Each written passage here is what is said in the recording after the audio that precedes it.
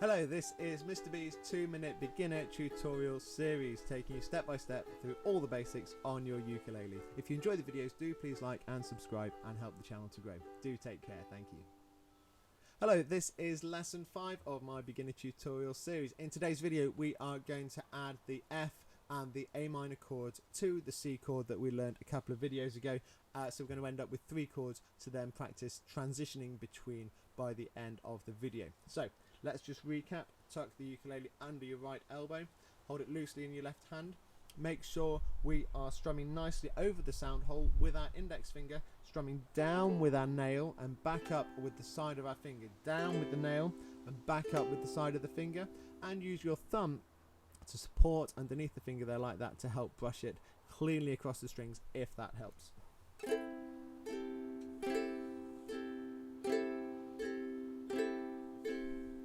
Okay, once we're comfortable doing that, we are then working on our chords. Now, if you remember our chord diagrams, we've got the frets, which are these bar spaces that we talked about. So you've got your nut at the top, and then we count down. The top of the fingerboard is our first fret, second fret, third fret, and it's the top 3 frets that we're going to be needing today. And the frets run across all 4 strings, so when we talk about where to put our fingers, we talk about which fret to put it on and which string to put it on. And of course, we've got our G on the top, our C, second string down, E string, and our A string on the bottom. So last time when we looked at the chords, we looked at our C chord and we put our finger on the 3rd fret, 1, 2, 3, our 3rd fret on the A string, which is on the bottom of your ukulele, and that gave us a C chord.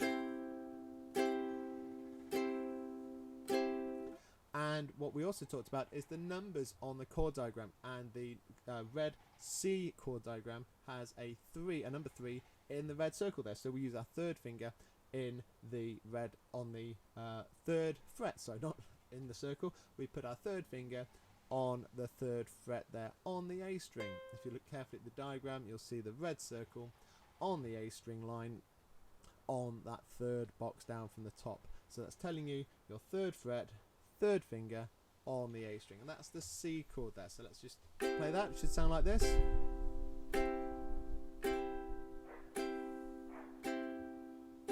The dogs are enjoying that one as well. It's great to have neighbours with dogs, isn't it? On a windy day as well. I'm getting all the sounds today. So we've also then going to be looking at our F chord today. Now, I talked a lot last time about using our 3rd finger so that we can then use our other fingers for other chords. Well, today we're going to use our F chord. We're going to play our F chord, and we're going to use our 1st and 2nd finger or fingers for that. So if you look carefully at the diagram, our 1st finger is going to go on the 1st fret, so the 1st bar down, but on the 2nd string up on the E string there. So it should go there like that. That's our 1st finger. And now our 2nd finger, slightly easier to place, goes on the top string on the G on the 2nd fret. So your 1st and 2nd finger should look like that. If you look at the chord diagram, hopefully that is very clear, and it's also got the numbers marked on there to tell you which fingers with the 1 and the 2. So 1st finger on the 1st fret on the E string, 2nd finger on the 2nd fret on the G string, and the wind's really getting up now with the excitement of this F chord. So here we go. This is the F. Should sound like this.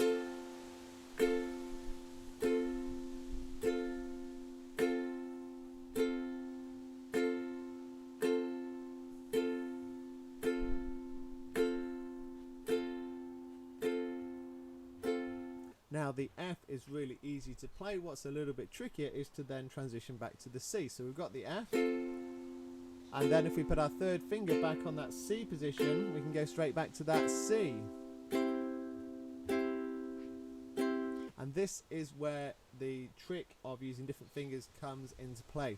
So if I was using my 1st finger, for example, on the C, I would have to move my fingers like this. You can see them moving up and down the fingerboard there on the video. It's a little bit complicated. It's easy to make a mistake when you're doing that. But if I'm using my 1st and 2nd finger on the F, all I need to do for the C is put my 3rd finger on and lift my 1st and 2nd finger off. And when I know I'm playing the 2 together, I can sort of hover over the 2 chords and just pivot between the 2. So I can play an F and a C, F, C, F, C. I'm not expecting you to do it that quickly to begin with, but that's how easy it is once you've got used to it. So we do the C on our third finger, do that 4 times with me, and then we'll switch to the F, first and second finger, just have them hovering there, and back to the C, and the F again. Oh wow, that wind is really getting up. And you can see how easy it is to change between the C and the F, so that's the first thing you can practice.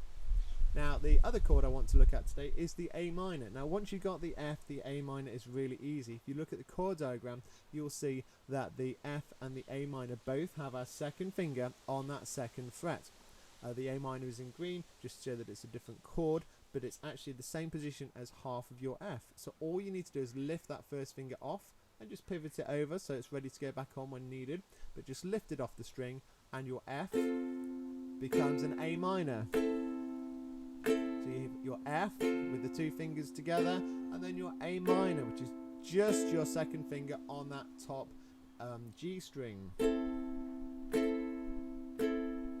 And that's a really easy one to play and to find there. So what we can try and do, especially now the wind's died down, we can try a C to an F to an A minor. So we'll play the C first, to the F,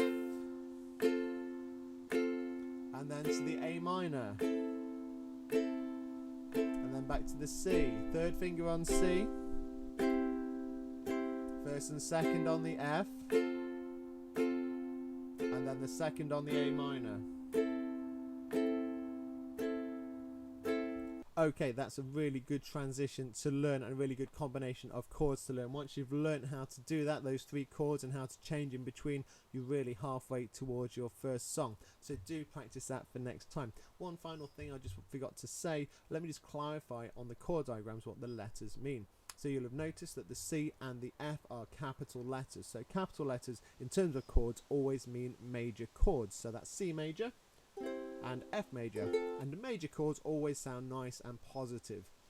However, the minor chords sound a bit more thoughtful, a little bit sad sometimes, and the A minor is signified by the small lowercase m. So A on its own, a capital A on its own, would be A major chord, which sounds a bit happier, doesn't it?